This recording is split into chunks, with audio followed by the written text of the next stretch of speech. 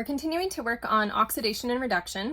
We were just working on oxidation and reduction where we put a lot of focus on our electrons. This is going to usually be the case when we're working with metals that we'll be looking at those electrons. Now we're going to look at a different type of oxidation and reduction problems that we're going to see throughout the rest of the semester with organic compounds. And we haven't really done much with organic compounds yet, but they're going to have carbon in them. So we're going to see carbons in everything that we do on this page and the next one. And I just want to remind you of a couple of the same things we talked about with the metals and electrons and redox. We are still going to be ignoring our coefficients, and for the first time these reactions may not even necessarily be balanced. That's okay. We're starting to be working in reactions that are present in biological systems, and there's so much going on, we don't always actually bother to balance it. We just focus on what's important. So you can ignore the coefficients. We might count electrons, but with the organic compounds, instead of counting electrons, now we're going to be counting oxygens and hydrogens.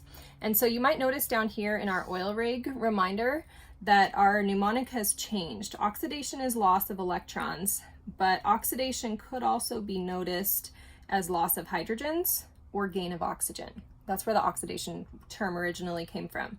Also with reduction, reduction isn't just gain of electrons, it can be gain of hydrogens or a loss of oxygen, or I could say reduction of oxygen. That's where that reduction term came from. So that's more what we're going to be looking for on these organic reactions, is counting how many O's are there, how many H's. Do they gain or lose them? We are going to take a look at this reaction first. You might recognize this from the beginning of the chapter. This is a combustion reaction, right? Carbon fuel plus oxygen gives carbon dioxide and water. We'd get energy, but we're not focused on the energy yet. So as I look at this, I'm going to give you a couple steps that we want to kind of follow. So the first thing I want to do is look at a pair of molecules. And that pair is always going to be a reactant and a product. Carbon-containing molecules are often a really good place to start. So I find the molecule that has carbon on the reactants and the molecule that has carbon on the products. Once I've done that, so either carbon or something else that can be good to look at are find an FAD or an NAD. Like here's this NAD, which is actually an abbreviation for something bigger.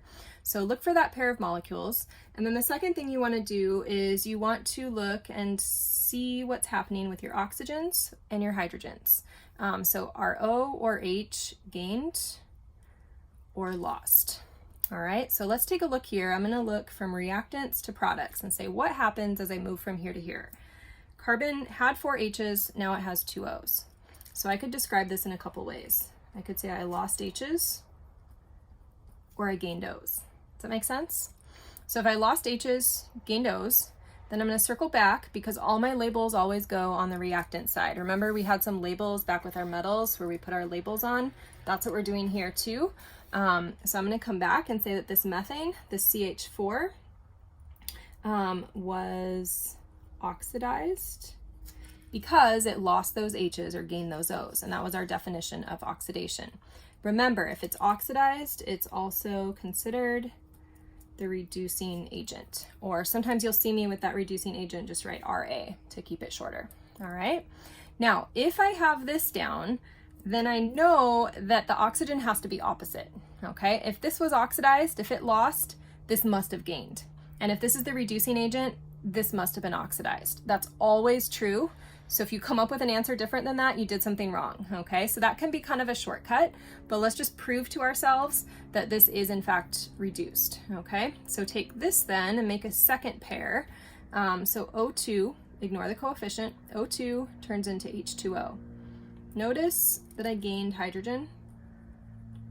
And you could also say I went from O2 to O1, so I could say I lost oxygen, but just one obvious thing, gained hydrogen, that's good enough. Bounce back to the reactant to put my label on.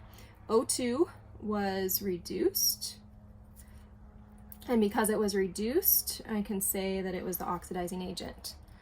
Every label shows up only once. If your label shows up more than once in your reaction, again, you did it wrong, okay? So that's how I think through those. Let's give it a try down here. So this is actually just as a little fun FYI, this is ethanol. So when you metabolize ethanol, this is the first reaction that happens. So if I can kind of go through here, oh, I forgot, my third step would be to put labels on. So labels on my reactants. That's the only place the labels are ever gonna go. So if I look here, instead of starting with carbons this time, let's start with this NAD, because maybe this stresses me out to see all those atoms, or maybe you just don't want to bother. So look at the NAD and look at the NADH. And I'm only drawing this line to help me like link the two together. You don't have to draw it if you don't want to. So NAD, NADH. This is pretty easy to see that I gained a hydrogen, right? So if I gained a hydrogen, I bounce back and I say gain of hydrogen is reduction. So this was reduced, and if it's reduced, it must be the oxidizing agent. Without even thinking about it, I can say all the opposites must be true, that this ethanol was oxidized and it's the reducing agent. But let's check just to confirm. So if I compare these two compounds, what do you notice is different? 6 H's, 4 H's. So here I lost hydrogen. If I lost hydrogen, that means I'm oxidized, so it checks out. So that is a couple of examples of our organic compounds, redox. On the next page, you should give these a try, at least the top one before class, and you're gonna do the same exact thing again, all right? So see if you can label what's oxidized and reduced, oxidizing agent and reducing agent. Notice there's no electrons on any of these and no metals and no charges. So you're literally just looking at what's happening to oxygens, what's happening to hydrogens. All right, so give it a try. You've got this, and then jot some questions down for later.